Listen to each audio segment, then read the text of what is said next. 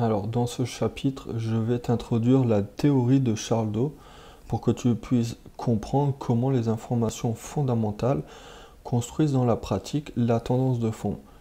Car pour beaucoup d'opérateurs, la formation d'une tendance est souvent incomprise. Donc d'abord, on va se pencher sur qui était Charles Doe et son associé Edward Jones. Il faut que tu saches que ce sont les deux créateurs du Dow Jones Co. dans les années 1882 et on les retrouve tous les deux notamment sur cette photo. Donc on va en revenir à la théorie de Charles Doe. Donc pour Charles Doe, tout d'abord on se retrouve justement sur le Dow Jones en données daily. Donc chaque bougie japonaise présente sur le graphique représente une journée de cotation sur une échelle logarithmique, car l'échelle logarithmique c'est la seule échelle qui compte si nous voulons étudier les cours sur le long terme. Donc pour Charles Doe, le prix reflète toute l'information connue à un moment donné. Il nous explique que dans chaque grande tendance majeure, il existe trois phases principales. Donc pour Charles Doe, il y a la première phase qui est la phase d'accumulation. Donc la phase d'accumulation se trouve ici. C'est à ce moment que les initiés vont commencer à accumuler des titres. Donc ensuite, il y a la phase dite de participation. C'est la plus dynamique du mouvement. On assiste souvent à une forte hausse et c'est à ce moment que les professionnels sont entrés en action. Donc la phase de participation se trouve ici. Et pour finir, il y a la phase de distribution où les initiés et les professionnels vendent leurs titres et prennent leurs bénéfices. Et malheureusement, c'est durant cette phase que beaucoup de gens achètent et pensent que le prix va continuer à monter. Donc je t'ai montré la phase d'accumulation, la phase de participation, la phase de distribution. Maintenant, on va passer toujours sur le graphique du Dow en données daily sur une échelle logarithmique.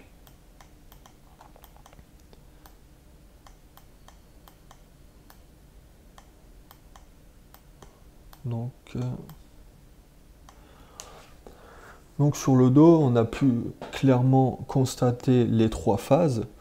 Donc maintenant, on va mettre un peu de contexte général. Donc la crise du Covid frappe les indices mondiaux. La crise du Covid se situe ici. Donc on peut clairement voir une chute de plus de 38% de l'indice du Dow pendant presque un mois et demi dû à la crise du Covid.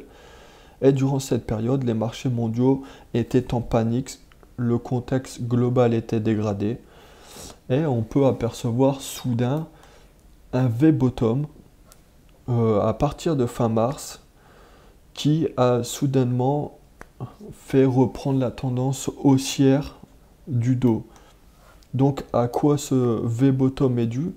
Eh bien, elle est tout simplement due aux injections de liquidités de la part des opérateurs de la Fed pour soutenir l'économie face à la crise. Donc,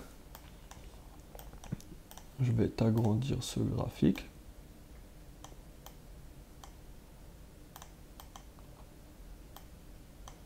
Donc, comme on peut le voir sur ce graphique, on peut nettement voir l'augmentation significative des injections de la Fed pour soutenir l'économie mondiale et c'est ce qui explique clairement la création de ce V-bottom sur l'indice du Dow.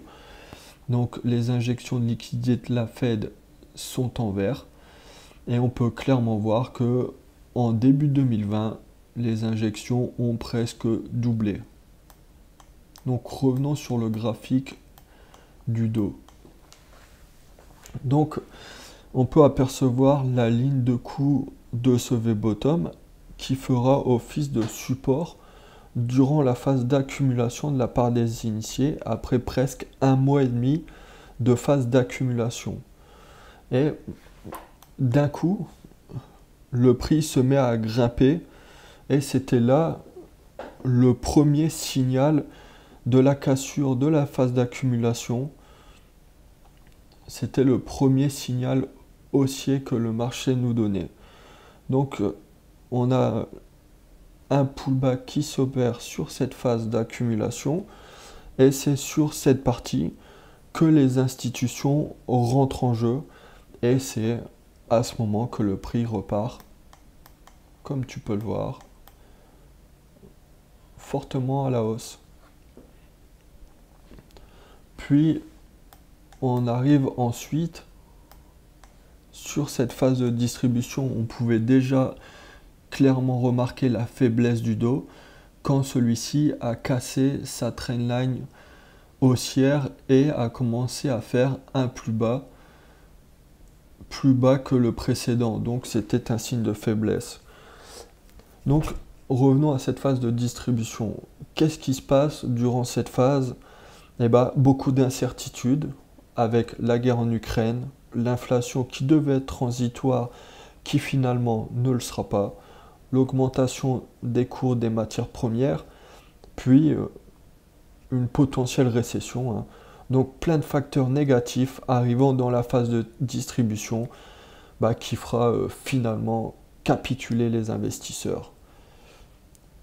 Donc maintenant qu'on a vu les phases de la théorie, on va maintenant attaquer aux tendances au sein de cette théorie. Donc tout d'abord, comment se matérialise la tendance, qu'elle soit haussière, baissière ou neutre. Donc on va d'abord commencer par la tendance haussière. Donc la tendance haussière, elle se caractérise par une succession de points bas et de points hauts de plus en plus hauts, et les phases correctives, dites jambes de baisse, sont toujours moins importantes que la phase impulsive, donc la jambe de hausse. Donc comme tu peux le voir sur le dos, on fait des plus hauts de plus en plus hauts et des plus bas de plus en plus bas. Les jambes de hausse sont beaucoup plus fortes que les jambes de baisse. Donc ici, jambe de hausse, jambe de baisse, jambe de hausse, jambe de baisse, jambe de hausse, jambe de baisse, ainsi de suite. Donc, inversement maintenant,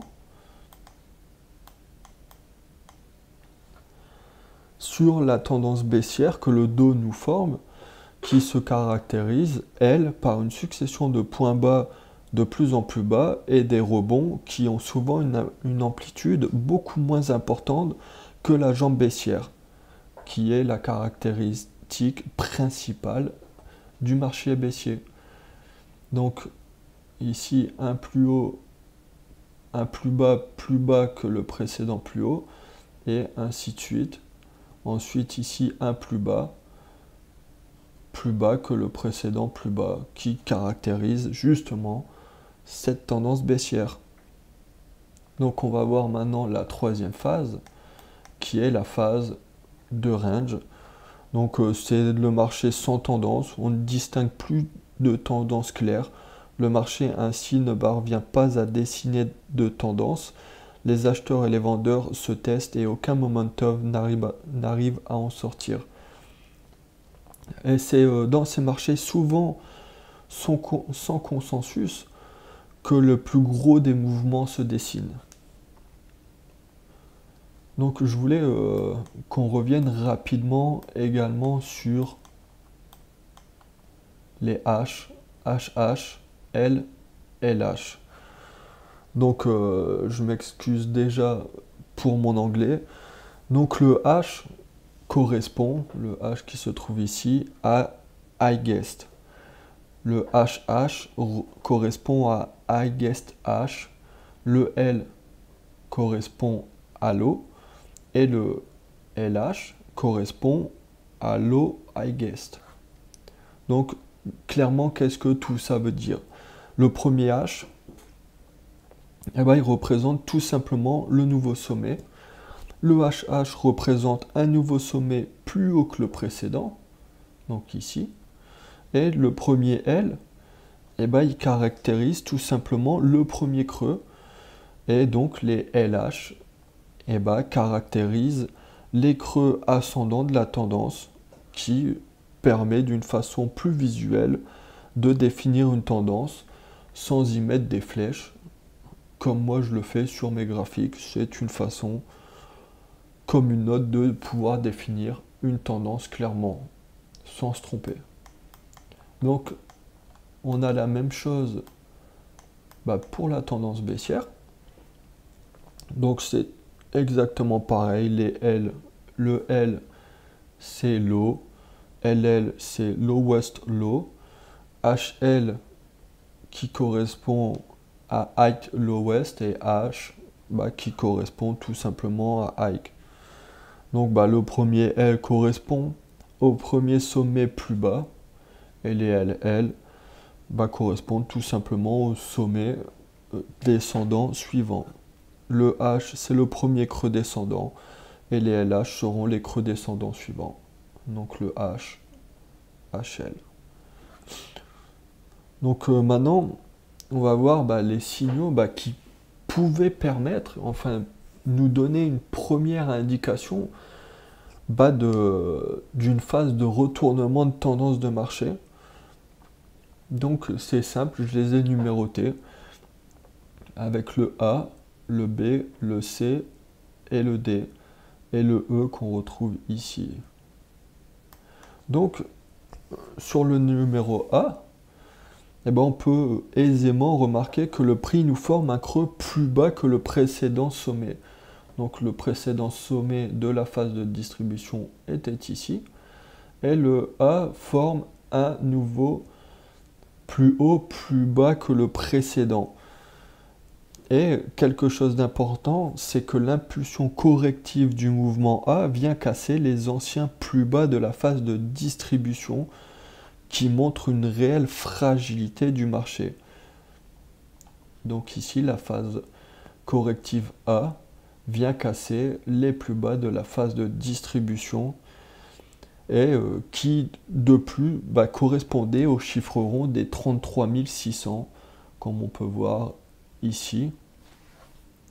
Et je veux t'alerter sur justement ce chiffre rond. Rappelle-toi que je t'ai dit que la psychologie était hyper importante dans le trading. Donc, on peut clairement voir une baisse de momentum de la part des intervenants sur le marché, car les acheteurs ne se sont pas présentés sur cette zone pour venir la défendre. Donc ensuite, on assiste au rebond B vers C. Lui, ce rebond n'arrive pas à venir dépasser le sommet A, ce qui nous montre une fois de plus une faiblesse des acheteurs à revenir chercher les anciens sommets. Et en plus de ça, on remarque aisément la formation d'un joli double top.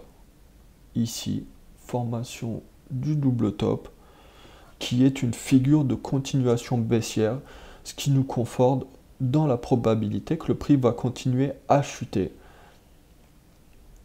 Donc, la ligne de coup du double top qui est représentée ici, elle correspondait également à quelques pips près à l'ancienne zone de support, donc ici, qui fait maintenant office de résistance. Donc je voulais aussi te dire qu'il faut que tu gardes en tête que la figure chartiste du double top ici n'est valide que quand la ligne de coup est cassée par le prix, donc ici, et que le prix clôture en dessous. C'est pas parce qu'il faut que tu vois, que tu remarques ce double top qu'il faut que tu essayes de l'anticiper. Une figure chartiste n'est valide que quand le prix clôture en dessous de la ligne de coup. Donc c'est ce qui nous donne la confirmation de cette figure chartiste. Donc attends toujours cette confirmation, quitte à laisser passer un peu de profit, car sans clôture sous la ligne de coup, la probabilité que la figure chartiste soit respectée, soit s'amoindrit. Donc je veux vraiment que tu gardes ça à l'esprit. Donc la théorie de dos, c'est une théorie qui est très connue de la part des investisseurs. Et j'espère que cette courte illustration graphique t'a permis de bien la comprendre, car c'est une théorie qui nous sera très utile dans la suite de la formation, surtout quand nous verrons les trendlines.